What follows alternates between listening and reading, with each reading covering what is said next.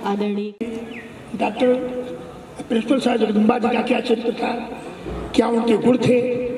एक बार उनसे हमारी बात हुई थी, उन्होंने बताया कि विद्वान वही है जो अध्ययन, अनुभव और पुस्तक तीनों का सदा अनुकरण करे, वही विद्वान बन सकता है। उन्होंने मुझसे कहा अध्ययनी बहुत पंडिता, पुस्तकी बहुत पंडिता, अनुभवी बहुत पंडिता। केवल पुस्तक पढ़ करके विद्वान कोई नहीं हो सकता है। केवल पुस्तक पढ़ करके कहे मैं विद्वान हूँ तो विद्वान नहीं है। वे कहते हैं अध्ययन, अनुभव और पुस्तक तीनों की जरूरत है। त्रय बलम बलम, तीन बल से बल होगा, केवल तीनों की जरूरत है, वही अच्छा विद्वान होगा और उसी को विद्वान कहा जाता है।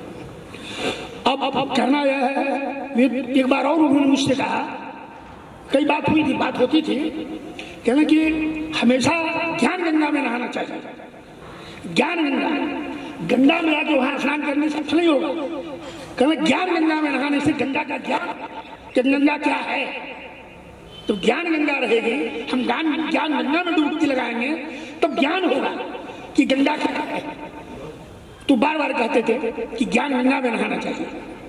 सूपा का बड़ा उदाहरण देते थे, बड़ा छोटी छोटी चीजें ने इतनी अच्छी चीज बताते थे। कहना मानव को हमेशा, मानव जीने का साधन कैसे मानव जीवन का नाम करेगा, जैसे यशस्वी होगा। कहना सूर्य की नकल करनी चाहिए। अगर सूर्य का नकल है तो कभी भी आदमी दुखी नहीं हो सकता है। तो उन्होंने समझाया, हमने पूछा कैसे, जानते थे लेकिन मैंने प्रश्न किया उनसे कैसे। कहना एक तरह सदा सूर्य रहते हैं, जब उदय होते हैं तब भी लाल, जब अस्त होते हैं तब भी लाल, क्योंकि खंड नहीं पड़ता है, मैंने उनको मद नहीं होता है। जैसे सूर्य को देखा जाता है एक तरह, पहले उसी तरह मानव को होना चाहिए। थोड़े से में बौरा, थोड़ा ज्ञान होगा। अब अपने को समझे कि मेरे सामने कोई नहीं है, मैं ही सरस्वती पुत्र हूँ। थोड़ा ठन हो जाना, मेरे सामने कोई धनाढ्य नहीं है, मेरे सामने कोई बलवान नहीं है, तो सूर्य के समान होना चाहिए। तो कई कई चीजें सुपा के समान होना चाहिए। सार रख लीजिए, थोड़ा उड़ा दीजिए। कई बार अग्नि के समान होना चाहिए, जैसे अग्नि सोना को तपा करके और असली सोना रख देता है और सब उड़ा देता है, तो सोना के समान, अग्नि के समान होना चाहिए। तो कई चीज उनसे बड़ी सीख मिली बहुत। मैंने ये पुस्तक स्मरण कराएगा उनके बारे में, बार बार जिसके पास पुस्तक रहेगा तो बार बार उनका स्मरण आएगा, बार बार उनके बारे में आदमी सोचेगा वो कौन थे। वास्तव में वे जोगी थे, कर्म जोगी थे। और मैं समझता हूँ उन्हीं का आशीर्वाद है जो उनका पौत्र रामायण आज उन्हीं के चिन्हों पर चल रहा है। और जहां तक मेरा अंदाजा उसे भी ज्यादा नाम करेगा, तो उनमें उनका ओड और तेज और बढ़ेगा वो जहां रहेंगे। क्योंकि कहा गया है कि सूद से, मूर से ज्यादा सूद का महत्व है, मूर से ज्यादा सूद का महत्व है। सूद के लिए मार होती है, मूर के लिए नहीं। तो उनका सूद और उन्हीं के चिन्हों पर चल रहा है, बहुत ही नाम करेगा। और मैं प्रभु से प्रार्थना करता हूं कि यह खूब यशस्वी बने, सूर्य के समान तेजस्वी बने और उनके सारे अधूरापन को इतना फैला दे कि जहां तक सूर्य का प्रकाश रहता है वैसे सरनाम और तेज फैले। इसी के साथ मैं वाणी को विराम दूंगा। सर्वे भवन्तु सुखिनः, सर्वे सन्तु निरामयाः, सर्वे भद्राणि पश्यन्तु मा कश्चित् दुःखभाग् भवेत्। मित्रों, सभी लोग सुखी रहिए, यही भगवान से प्रार्थना है। और मिलकर रहिए, आपस में मिलकर रहिए। और कौन छोटा, कौन बड़ा, कौन ज्ञानी, कौन अज्ञानी, इस चक्कर में न पड़िए। सब लोग मिलकर रहिए, उसी में हित है, उसी में कल्याण है। क्योंकि संगठन बल, संगठन में ही बल है। उन सबको मैं पहले सादर नमन करती हूँ कि आज उन्होंने यह क्षेत्र दिया कि यहाँ पर आज हम इस कार्यक्रम को संचालित कर रहे हैं।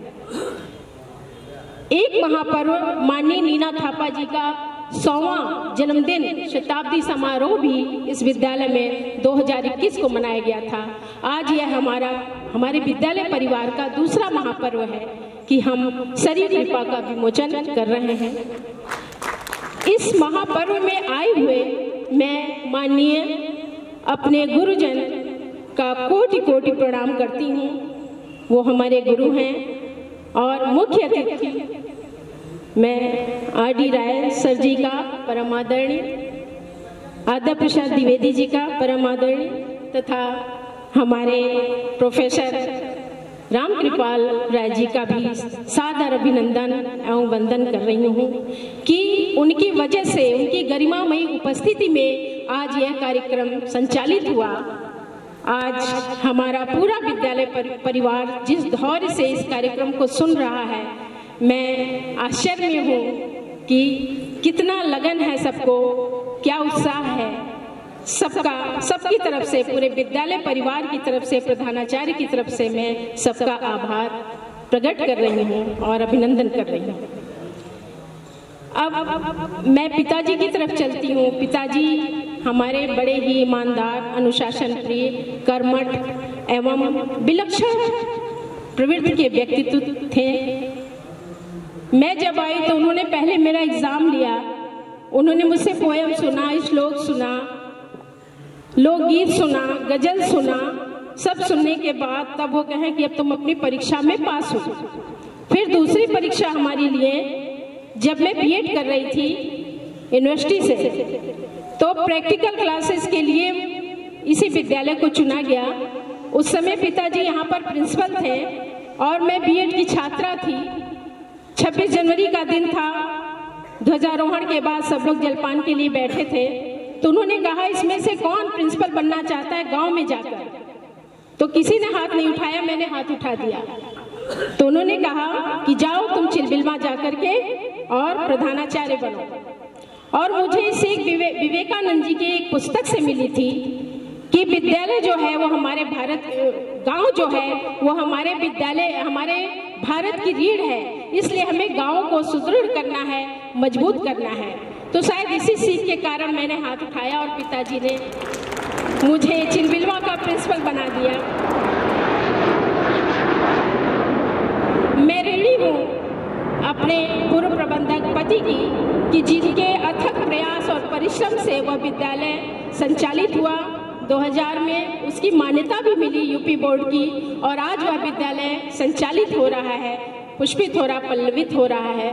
वहाँ बीना मैम वहाँ की प्रधानाचार्य हैं, जिनकी सासू माँ का देहावसान हो गया है, इसलिए वो आज यहाँ उपस्थित नहीं हैं, लेकिन और भी हमारी शिक्षिकाएं और लोग आए हुए हैं।